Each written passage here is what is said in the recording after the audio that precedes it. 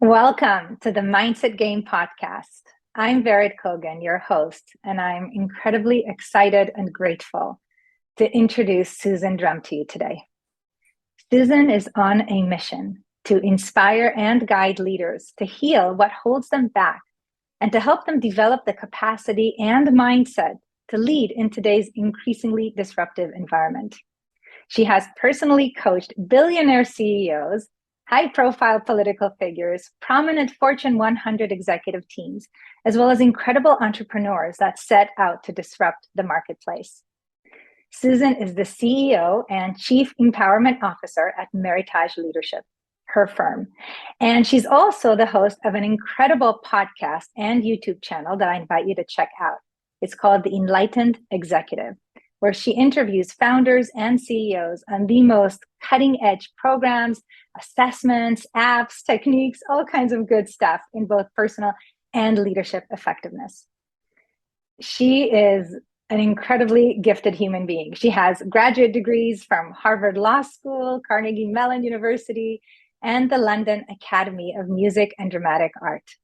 Not surprisingly, she brings all of that diverse learning to the coaching process and also into her first book called The Leader's Playlist, which is going to publish this fall. And I'm just deeply excited to dive into this concept today and for you to get to know Susan more. On a personal note, I've known Susan for several years now and just absolutely love you, Susan. So welcome to this podcast today. Oh, thank you so much, Vered. And I feel the same. My life is so much richer having met you and spent time with you and working with you. And Vered is just the most extraordinary coach. She absolutely is. And so many ways you influenced me writing this book and different parts of it through my studying, my curiosity. So I'm excited to talk to you about this because you've been a part of my journey. So let's get right into it. What is the Leader's Playlist about? Yes, well, we're looking at how to use the power of music and neuroscience to transform your leadership and your life. And what people say, music, that's different. And I really wanted to come out with something different. Let me just say, there's so many leadership books and they sort of kind of just say the same thing. And it was really important to me. It's why, I've been working with this for 4 years now to develop content and material that had not really been addressed before and bring something fresh, a fresh new take. And it's needed more than ever, given this mental health state of employees and leaders and our world, and the amount of disruption and change that we've had to go through and are continuing to go through, and the stresses on our lives and how we handle them. And so really what the Leader's Playlist is both a unique look at the problem and a very unique solution. So somewhat unique look at the problem, because I know others have kind of thought about it this way, but maybe articulated it differently, which often happens, right? So for me, I like to say that there's a hidden target to the book, and the hidden target is how your childhood wounds show up in your leadership. But I couldn't really come out with a book to say, these are about your childhood wounds, because I know that wouldn't necessarily be a bestseller, but it is true. And so how do I address it? And pretty early on in the book, I do address it, but I really focused on the solution, which was around the use of music to both figuratively and literally using music. So figuratively around, you've got sort of this background pattern that's been going on in your life. And it's how you view the world. It's sort of where your focus of attention goes. And you can identify what that background music is, that playlist, and then actually use music to catch yourself when you're going down the 8-lane highway to hell. Likewise, you can use music to craft a new playlist with a new set of music that anchors that emotional state or resonance that you want to be in, and use it as essentially a brain hack to be able to start to groove that new neural pathway in a much deeper way, because your default is the 8-lane highway. How do we shift it? And music speeds up that process. So in the book, I give kind of a 7-step process for how to identify the old playlist, how to shift it to the new playlist, and how to use music to really build the patterning in a much faster way. Oh, I'm so excited to hear more, because, we've had many episodes on this podcast about how our old wounds, if you will, those experiences often before we even have language, right? So very early on, how they can impact our perceptions and, of course, our decisions as leaders and generally in life. And so I love that you really bring light on the fact that we must be with, identify, label the old playlist, because we can't just jump to creating a new one until we fully accept what is. And that takes some courage to do that. Some people are like, no, I don't want to look at that. But yet for us to truly transform, we must. And when it's done gently, and in kind of the way that you are teaching us to do, it's a very safe way to doing that. And so I'm really excited to have people learn more about what you're going to be sharing. So tell us, how did you get into this work? I did it myself first, and it worked for me. So I think, through various retreats that you and I have talked about that I went on, I started to see some patterning showing up in my life. And but I wasn't really as cognizant about it until I journaled and wrote about my life. And I was like, oh my God, there it is again. Wait, there it is again. And I'm a very positive person, so I wouldn't normally see this. I think, just like you said, I would kind of be like, oh, I don't want to look at that, or that's not me. But the reality is, why did I have all these experiences where I would feel frustrated, left out, and treated unfairly? And what I started to see is, oh my God, I've got this pattern going on, this playlist of I'm treated unfairly. Because I could see the threads through my life. And if I had that going on, I also have the power to shift it, but I didn't know how to shift it. And it was like, damn it, I don't want to keep creating this. After this last one, and my first step in the process is you have to get a bellyful. I got a bellyful of getting treated unfairly. By anyone's standards, you're like, yes, you were treated unfairly. So it's not like a judgment issue. It was like, no, I was. But what is it? What music am I broadcasting, or emotional, energetic signal that's having that return back to me?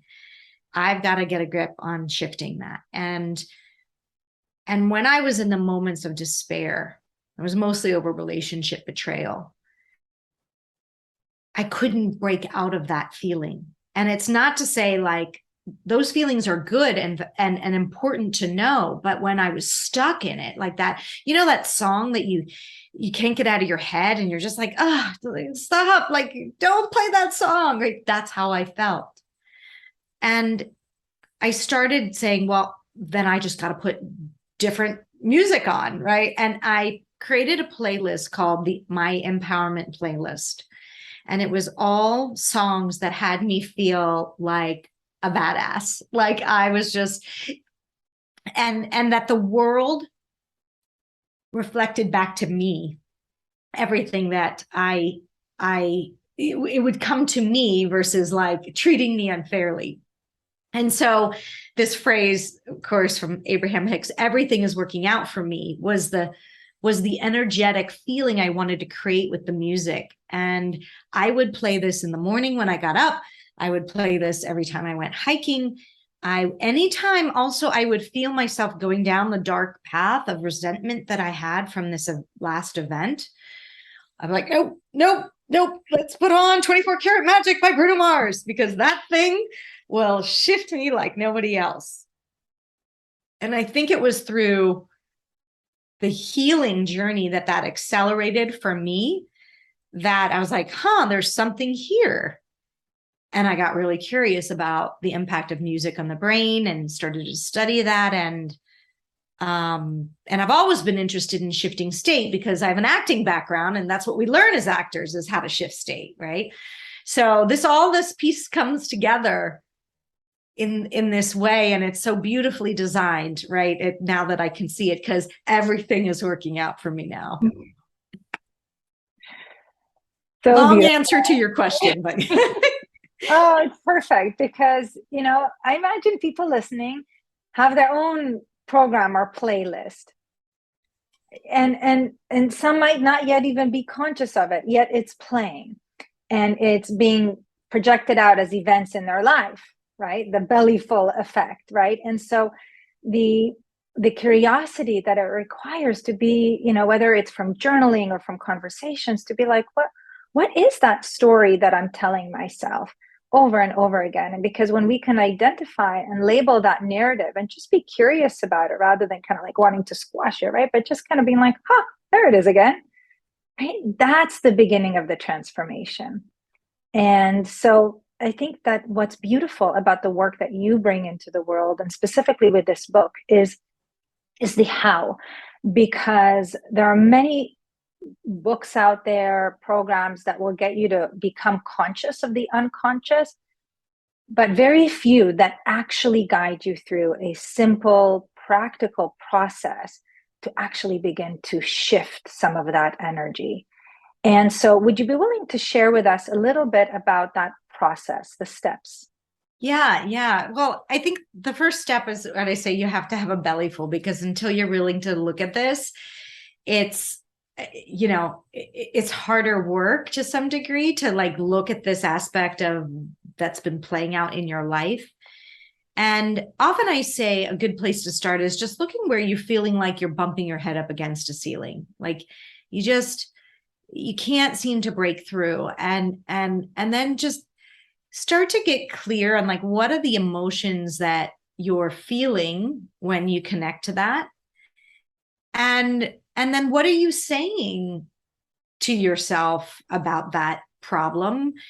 But ultimately, what are you saying about yourself?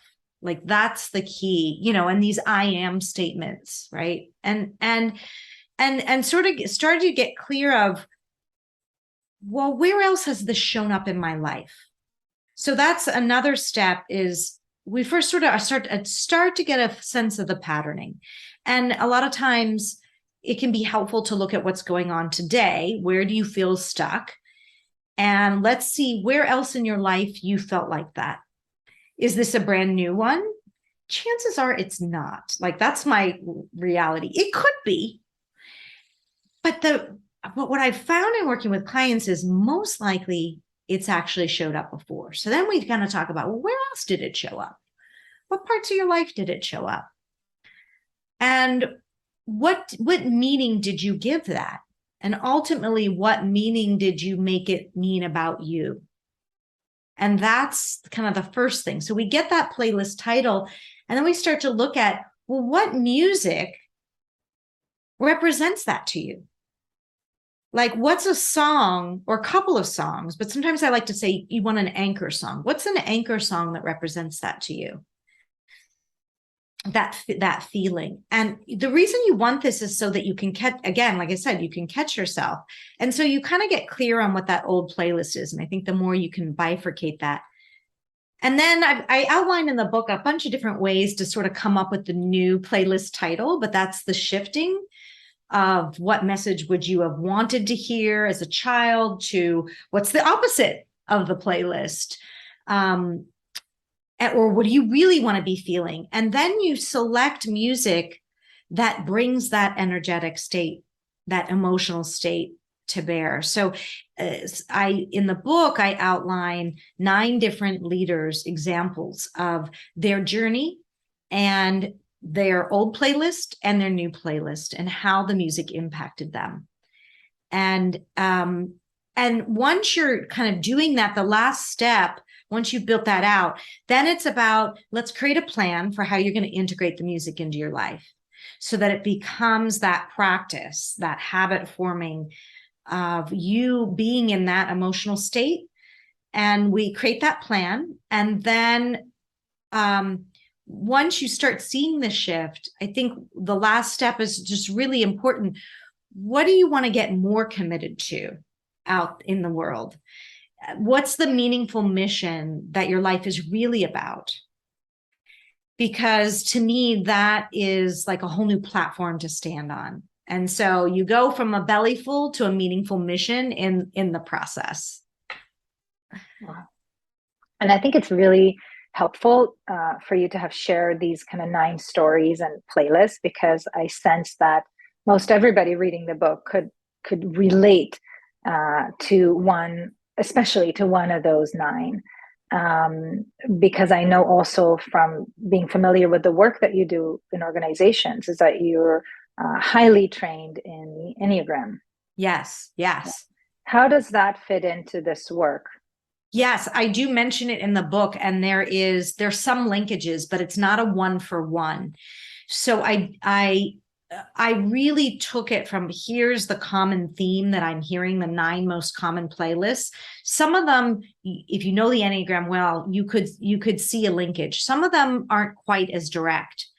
So the Enneagram is just an incredible tool to look at what motivates or drives us and where our focus of attention is. And I would say that in the book, these are playlist titles of the most common, but I really want people to choose the phrasing that works for them. That's why I didn't want it to be necessarily more a typology, except for saying these are common ones and you might find yourself in one of these, right? And but there are roots in the internet. It's almost like that's the water I swim in, so it's hard for me not to like. You'll see some of that infused, but it's definitely not by any means would I say it's a 1-for-1 matching. It just so happens I actually originally had 10, but we figured out that one of them, they were so similar. And I'll tell you, one of them is I'm not good enough is a wound, right? That a lot of people have experienced. But there is a sort of a variation of it that I almost wanted to call out separately, which is I don't look good enough. Meaning I'm not pretty enough. I'm not handsome enough. Because I've really seen that even play out in leadership in terms of I need to polish, I need to wear the designer clothes, I need to do, like, there's so much wrapped in there that I originally in the book created this separate book. The publisher actually said, you know what, you need to put this underneath. I was like, okay. But I mentioned that because I do think it's something important to call out, because I do think that that's a wound, and, you know, not feeling like the pretty one in high school or the handsome one in high school, and how that impacts you now and how you feel like you might have to compensate for that. All of these things, I think, play into the core wound that may be driving you. This is fascinating. And I'm curious, are you willing to share just a few more of the playlists? So not good enough is one of them. What might be the other common ones that you see in your over 20 years of coaching experience? Yeah. You know, I'm not safe, was a whole playlist realm. Another one around I'm trapped. Another one focused on, you know, I'm left out, like I'm not included. That was another big piece that I saw as sort of themes coming out. And there's mine, I'm treated unfairly, right? So I talk about that, and some other leaders who I've seen have a similar type of playlist, right? And so I think, and this is a good example. So if you were to say, my Enneagram type is a type 7, which is the enthusiastic visionary. You could say that my wound should be I am trapped, because what type 7s love is freedom, flexibility, and fun. But my wound, I'm very clear, is I'm treated unfairly. So that's why I need it's not a 1-for-1. even though you could see some linkages, and I really didn't want to set it up that way. But these are some of the examples.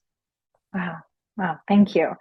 It's interesting because just this morning, one of my clients, we were working on trapped, that kind of belief system. And for him, it had manifested as, like fear of flying in an airplane, even a car wash. Up until our last session, he wouldn't get in a car wash. He's went about 8 or 9 times since then, and he's completely fine. The idea here is that the feeling of being trapped manifested as many different experiences and projections in his life. And he got a belly full of it. So he was ready to let it go. Yeah. That's great. I love that story. Yes. And so you could see how for him, it might be under I am trapped, or someone else could look at that behavior and say, is it about not being safe? That's why it's got to be, as you know, what's the language that's resonating for you about ultimately what you say about your life in the world, right? And believe me, I didn't go around thinking that I was treated unfairly. Like, if I could tell you this was entirely blind to me, it was entirely blind to me. And yet I saw the pattern of these experiences. So something's going on there, right? And that's why I want to use the power of music to be able to catch yourself, to bring it to consciousness more quickly before it's the runaway train. So tell us a little bit more about music, and maybe even a little bit around the science of that. How does music accelerate that neuroplasticity, that transformation? Yeah, well, the way I describe it is like, from the studies I read, that music lights up all regions of the brain. So it's like a full brain workout, so to speak. And in that, it's a little bit like, have you ever heard of Alzheimer's patients who are unresponsive and they put their favorite music on and it's as if they come alive? Well, what happens? Like, they're talking, they're totally cognizant for a little while after that. So there's something about the music that reinvigorates the brain. And a couple interesting studies that I cite. So Joel Beckerman, who's a fantastic composer, wrote this book called The Sonic Boom. And I want to get it right. So, how sound transforms the way we think, feel, and buy. And he was looking at the power of that music has to influence human beings to a more desired state, and how advertising does that, right?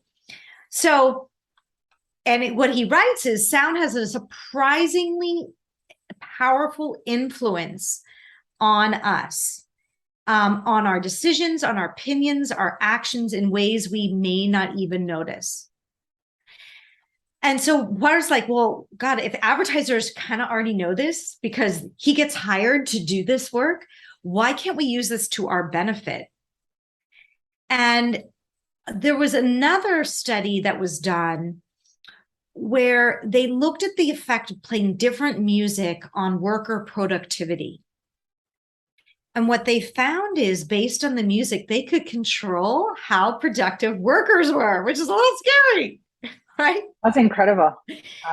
Wow. They looked at, no music. They looked at like kind of fast, upbeat music. They looked at slower, and then they looked at something sort of kind of it's called entrainment, right? And I think what's important to know is a lot of times we just put music on, like we'll put a station on, but we're not really intentional by how the music might be impacting us. And what I want to do with this is like, that's okay. And we can just be open and see what experiences come. But I'd also like to be really intentional. Like, let's be really intentional about what the music is doing for us and select the music that's best going to serve us and what we really want to create. So I like to say that music primes the landscape to be able to make those neurons form more quickly, that it has this ability to wire together. And that's the research that I talk about. And so, I'm always looking for hacks. Like it's, essentially this brain hack, right? That you could, it will help anchor, and this from your NLP stuff, it will help anchor more quickly that change that you want to make, because music so directly impacts our emotional state. And emotions are where it's at, right? Emotions are where we create from. And because music has this ability to touch us emotionally, that's where I thought, gosh, let's harness this amazing power in some other way, right? It is so crazy fascinating, because I know even just, and this as a fellow HeartMath Institute trainer, that, when we measure our coherence, let's say using technology like M-Wave or the inner balance sensor, that when we turn on certain music that for us has meaning of, let's say, empowerment, confidence or ease, whatever it is that we want to dial into, it actually increases our coherence level much, much more quickly than otherwise. And it's a hack to be able to get into that state where we are at our highest performing, at our healthiest, right? Really at our best. And so I'm curious about, like, as you think of leaders, because your experience, your playground, as you call it, right, as senior leaders and the tremendous impact that they can have on our world, what is your definition of like true success in leadership? The ability to create outcomes that matter and are making a positive difference in the world to the best of our ability to judge it as so, right? Because we often don't know what impact something may have. But I think it's creating capacity and capability in others to support them on their growth journey. I almost think sometimes we have it wrong. Like we think work is about work, but really it's all there to like help us heal through our growth journey. Like that's the purpose of work. Just want to let you know, like this is about your growth journey. Some of you have decided to get on board with it, and some of you think it's about making more money and having a bigger company. Oh, I just love that you said that. And I think that the more enlightened executives really get that. They've Yeah. done the work to get there, where their outside world, whether it's their team at work, their clients, their vendors, all of that that's happening is a mirror reflection of that inner playlist, right? The deep, deep one. And so when we can do the work by going inward to label what that is, realize when we're on that 8-lane highway to hell, as you call it, and be able to say, is this serving me right now or not? To recognize it and take the exit. And to have the exit, right? The new playlist, right? To be at choice requires us to be deliberate, which requires us to make that choice, to commit to a certain new playlist. And so there's such a freedom in that, Susan. I'm just delighted that you're bringing this into the world. I think what you're really giving is mental emotional freedom, and all the other leadership stuff is going to happen. Yes. The law. Yes. But it really starts with just being free to create. Free to create and know that you have a path. Like there's and it's not that hard. It's actually pretty simple. Like it's music, like it's all around us, right? So I think there's an opportunity here and there's lots of other ways, right? I know this is only one way to shift state. I've just found that it's just there's a universal draw to music that almost I've met very few people who don't like any types of music. Now, some people are more passionate about music than others, but everybody can relate to like that theme song when they were a teenager and they still think of it. And in fact, when it plays, they can be put right back to the lake house when I was there with my family. Why does music have that power? Right? That's what I'm talking about. Like there's something here. I think there's stuff about music we don't even know. I mean, I'm bringing some of it, but here's the exciting part for me. And I just learned this weekend. I was talking to a friend in New York who's a musical producer. She literally produces some of the big musicals. And she said, oh my God, I can't believe you're talking about this, because Peter Gabriel's relative, I think a daughter or something, they're coming out with a book, I think called Reverberation, which is all about music and the brain, just focus more generally on music and the brain. And so I feel like you're going to be hearing more of this. I think I'm taking a slice of it and saying, let's apply it to leadership. But I will tell you, I didn't know about, and the only reason I wrote this book is I use this for myself. I'm like, oh my God, this works. What's going on? Let me do some research. So like everything, I think things start bubbling up in various consciousness. So I wouldn't say like, I'm taking my slice, someone else is going to take music and their slice, I want it. But I guess what I'm thinking is that I'm just hearing that this past weekend, I'm like, you're going to be hearing a lot more about the use of music in various ways. And it's becoming more accessible, right? I mean, we all have our phone with us. We all have earbuds or earphones. I mean, it's just becoming more accessible to create that playlist. You know, we don't have to create that mixtape that we used to, yes, right? Yes. It's easy and quick to do. So how long does this process actually take? If someone listening has one of the playlists, the old playlist that you described, maybe around deservingness or being good enough or anything else, how long will it take them to shift that? Well, I wish I knew like exact timing, right? Because so much it depends on how much you're practicing, getting in the new state, how grooved that old pathway was. I don't know is the answer, how long it will take. How long did it take me? And I can just share different, there's been some get some changes within a few weeks. Some take months. I think for me, it took a couple months. And I think because there was so much wounds. And it's not to say that it doesn't show up. It can still show up because let's face it, that alien highway is already built, right? It is there if I choose to take it. So there's some times where I didn't realize it, but I must have gotten on a bus heading that direction. And when I can catch myself, I'm like, oh, get off. So I think it's a misnomer or what, I don't know what word I'm trying to think of, but I think it's to believe that you're never going to go down that path again, maybe a little unreasonable because that path is there. I think the more, like you just said, the more you practice this, the more the other one also becomes the 8-lane highway. And the more you're like, I'm not willing, because I know where that goes. I'm not willing to do that. And I'm going to shift in the process. So how long it takes, I think depends on your use of the habit. Yes. And I just love also that you kind of brought up this concept of capacity, building the capacity or resilience, whatever label we give to that. Because when it shows up, when we find ourselves on a bus or some variation of it or a parallel bus, we're able to notice it much more quickly. And we are at choice. We have that choice point to be able to get off the bus or, and get on another bus, for example. The concept here is that capacity. And I think that's the hidden gift in your process. So yes, we are actually shifting a pattern and we're building a resilience capacity to be able to notice other patterns and to be able to shift those, maybe even unconsciously, because there's more harmony in the system.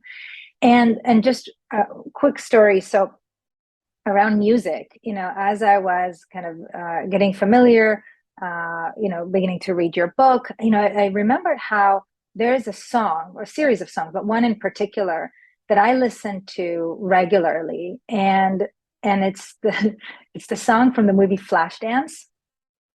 Oh, and yes. One of the songs from that movie. And it ends with like, I can really have it all. Like those are the words. And I believe that that's the new playlist. Again, I wasn't very conscious of that at the time, that I really wanted to program in, because I had this kind of dichotomy, like either I can be a really good mom and wife, or I can be a very successful businesswoman, right? Really following my path. And in those days, I couldn't quite see doing both effectively and coherently. And I listened to that song, like it's kind of in the shower, right? Like every day I play it, like sometimes on repeat. And now I listen to it and I'm like, yeah, of course I can have it all. But in those days, it wasn't like that. I would listen to Yeah. it and be like, yeah, it would be nice, but I didn't quite believe it. So Mm-hmm. there is definitely a programming that happens. And I'm just so excited for people to get this book, to enjoy the process, because music is fun and it is easy, right? In that sense, right? So, and Yeah. it's accessible. So, how can people learn more about the beautiful work that you do and more about the book when it comes out? Yes. So the book is launching October 18th. And you can find more information about it at theleadersplaylistbook.com. And more about my work is just at my personal website, which is susandrumm.com. And that's SUSANDRUMM.com. And I'd love to be connected with you. So if this resonates with you, please basically want to build a community of people who, one, believe in conscious leadership, enlightened leadership, and are also willing to do the journey for themselves, because nothing can change, of course, unless we look at ourselves in the mirror. And including me, having done all the work that I've ever done, I continue to look at where am I getting in my own way. Thank you. Thank you for your journey to enlightenment, if you will, and for sharing the love with the rest of us. Thank you for the powerful work you do in the world, Baird, and for all the incredible influence you've had for me and my journey. So you are a total gift to the world.